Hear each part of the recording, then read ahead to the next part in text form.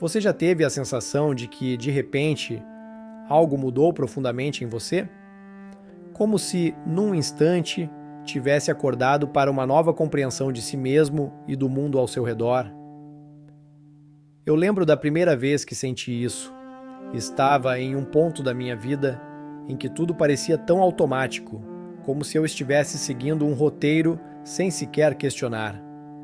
Foi então que me peguei refletindo: será que é só isso? Ou tem algo mais, algo que ainda não entendi? Esse questionamento marcou o início de uma transformação que nunca imaginei ser possível. E talvez, sem saber, você também esteja no começo dessa jornada.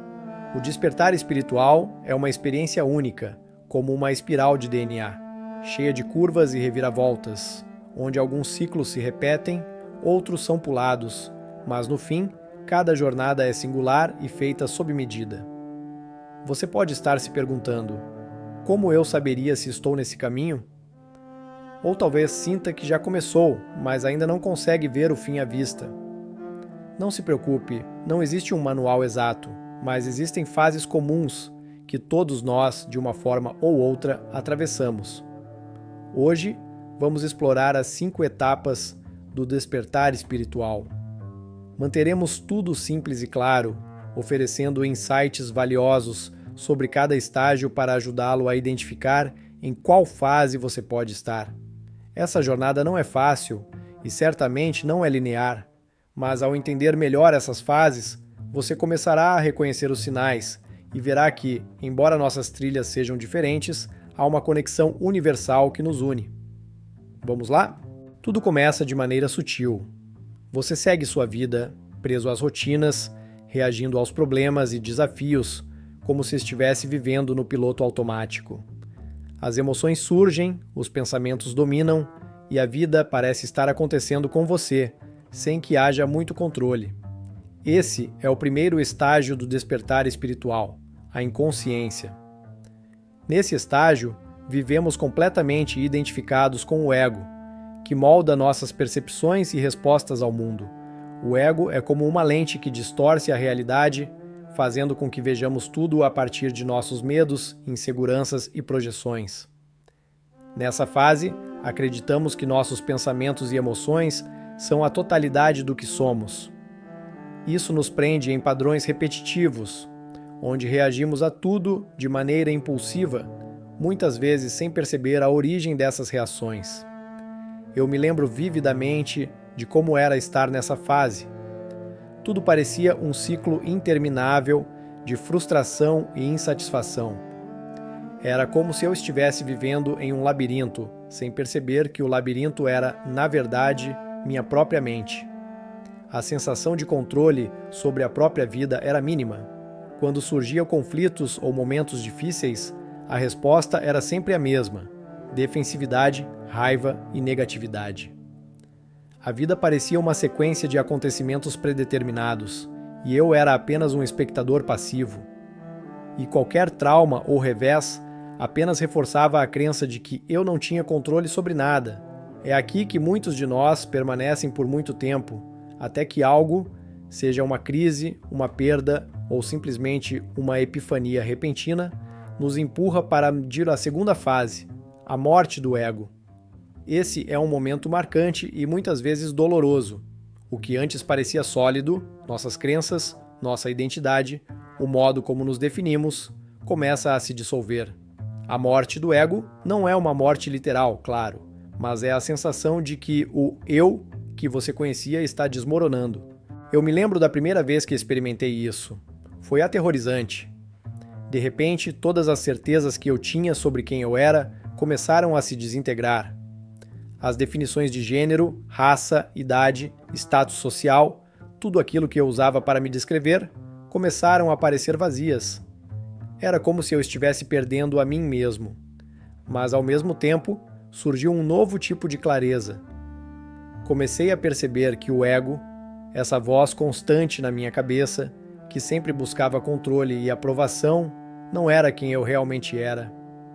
A morte do ego nos abre de que existe algo além das narrativas que criamos para nós mesmos.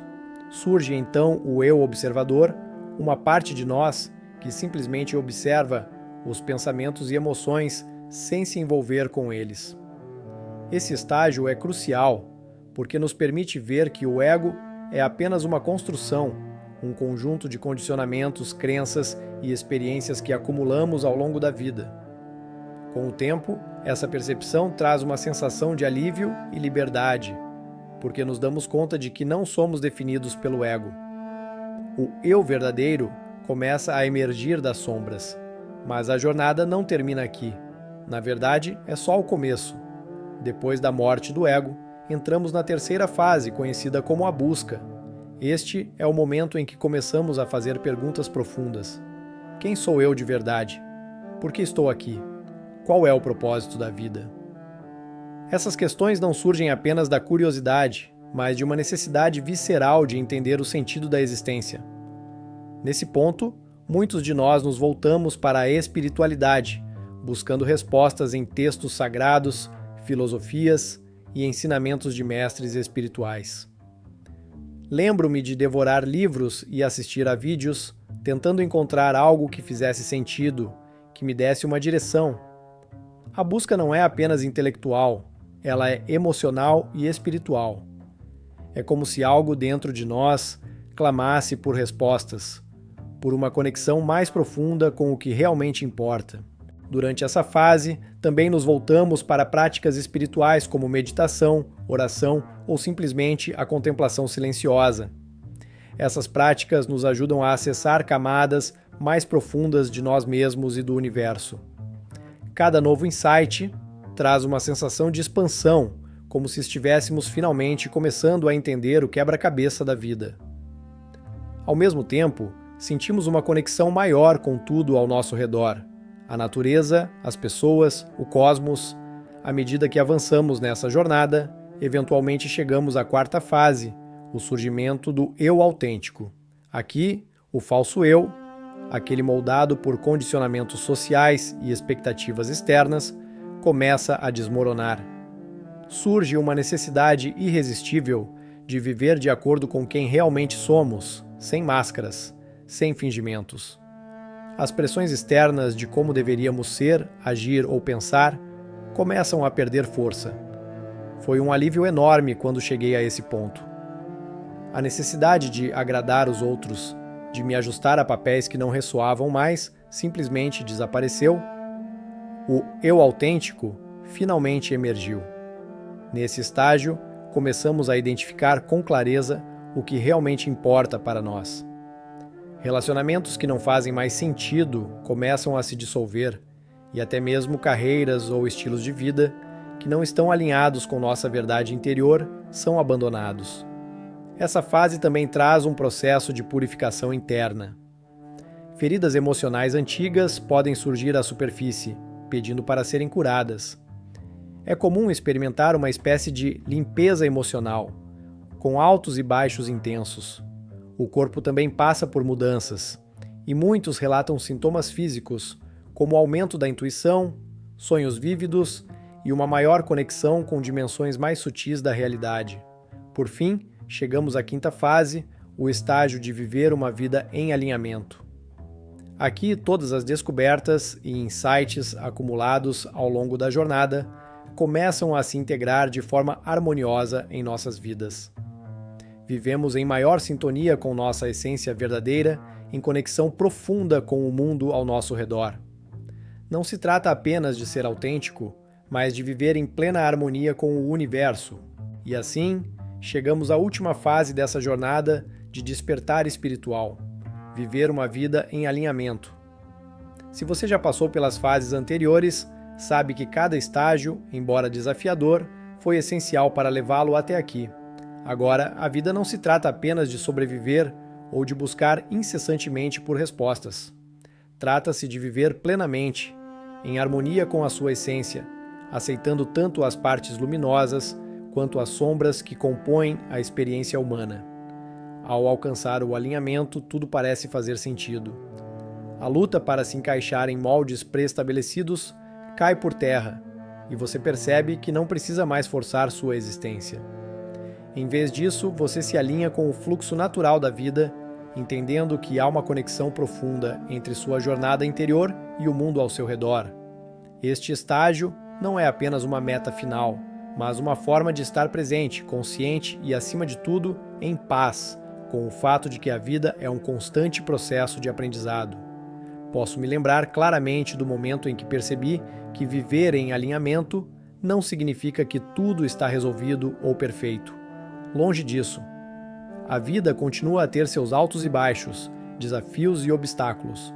No entanto, a diferença é que, agora, há um entendimento mais profundo de que cada situação, por mais difícil que seja, está ali para me ensinar algo. Já não existe mais o sentimento de ser uma vítima dos acontecimentos. Em vez disso, existe uma aceitação e até gratidão pelas oportunidades de crescimento que a vida apresenta. Ao viver em alinhamento, você também começa a desenvolver uma compaixão genuína, tanto por si mesmo quanto pelos outros. Esse não é um tipo de compaixão superficial, mas algo que vem da compreensão de que todos nós estamos trilhando nossa própria jornada única. A partir daqui, você percebe que ninguém é perfeito, e tudo bem. A exigência de perfeição, tanto de você quanto dos outros, desaparece. Isso leva a uma forma mais profunda de aceitação e amor próprio, onde você não apenas tolera suas falhas, mas as abraça como partes essenciais do seu ser. Uma das coisas mais transformadoras dessa fase é a conexão com a natureza e o universo. Você passa a entender, em um nível quase visceral, que não está separado de nada ou de ninguém. Tudo, desde as árvores até o céu, os animais e até mesmo os desafios que surgem, faz parte de um todo interligado. Essa percepção traz uma sensação de pertencimento que vai muito além do ego ou das necessidades de validação externa. É um sentimento de paz profunda, de que você faz parte de algo infinitamente maior e mais vasto do que a sua mente egóica poderia imaginar no início da jornada. Mas é claro que essa fase não significa que todos os problemas ou dores desaparecem. Na verdade, antigos padrões, traumas e feridas ainda podem surgir de tempos em tempos. No entanto, ao contrário das fases anteriores, agora você possui a consciência e as ferramentas necessárias para lidar com essas situações de maneira muito mais equilibrada. Quando a sombra reaparece, trazendo à tona velhas emoções ou comportamentos, você consegue agir a partir do seu eu observador, vendo os desafios de maneira clara, sem se perder neles. Essa é a verdadeira beleza de viver em alinhamento, a habilidade de integrar tudo o que você aprendeu ao longo da jornada. Você não apenas reconhece suas sombras, mas as acolhe como parte do seu processo contínuo de evolução. Viver em alinhamento não significa viver sem desafios, mas viver com a capacidade de enfrentar cada obstáculo com resiliência e sabedoria, sabendo que tudo faz parte do grande jogo da existência. Finalmente, viver em alinhamento envolve não apenas sua relação consigo mesmo, mas também com os outros. Você percebe que, assim como você, cada pessoa está em seu próprio caminho de despertar. Isso gera uma compaixão imensa pelos outros e permite que você se relacione de forma mais empática e compreensiva. Relações baseadas em competição ou julgamento começam a perder espaço, dando lugar a conexões baseadas em autenticidade e aceitação mútua. À medida que sua jornada espiritual continua, viver em alinhamento se torna um estado natural de ser. Você se torna o seu próprio guia, seu próprio apoio, e começa a experimentar a vida com uma leveza e uma profundidade que antes pareciam inatingíveis. E claro, essa jornada nunca termina. O despertar espiritual é contínuo, sempre oferecendo novas camadas de descoberta e expansão. Então, se você chegou até aqui e sentiu que algo nesse texto ressoou com sua própria jornada, considere se inscrever e compartilhar suas experiências. Ao contar sua história, você não apenas ajuda outros que estão no caminho, mas também reforça o seu próprio entendimento.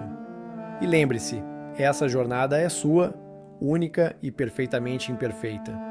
Até a próxima!